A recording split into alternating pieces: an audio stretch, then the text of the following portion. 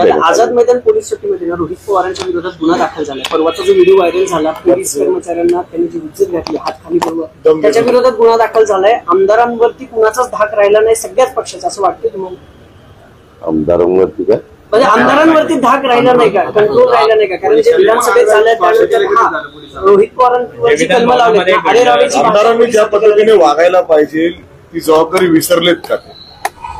मी त्याच्याशी बोलून विचारतो की तू काही विसरला का, आणि तो विचारला असेल तर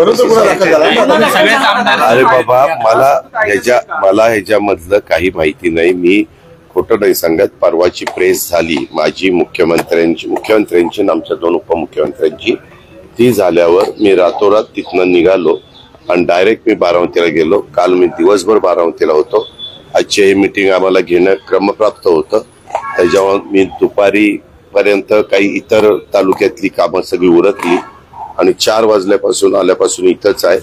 ते मला तो गुन्हा दाखल झालेला, म्हणजे मी अक्षरशः आज पहाटे 4ला उठून 5ला कामाला लागलो।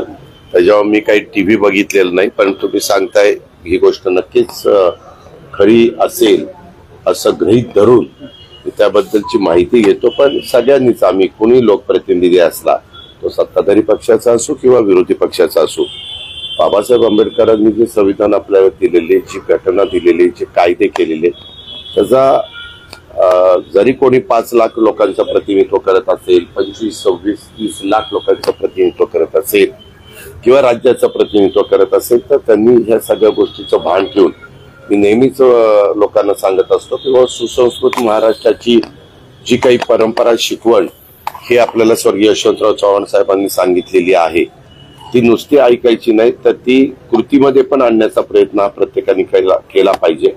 कधी कधी लोक चुकीचं वागतात आणि मग त्याच्यातनं ते जर लोकप्रतिनिधी असतील तर सगळ्याच लोकप्रतिनिधींना नावं ठेवली जातात किंवा बाबा बघा हे लोकप्रतिनिधी असेच आहेत, हे स्वतःला फार शहाणे समजायला लागलेले आहेत, त्यांना कायदा म्हणजे यांना काहीच वाटत नाही, अशा प्रकारच्या गोष्टी पत्रकार मित्र पण बोलू शकतात आणि सर्वसामान्य नागरिक पण बोलू शकतात।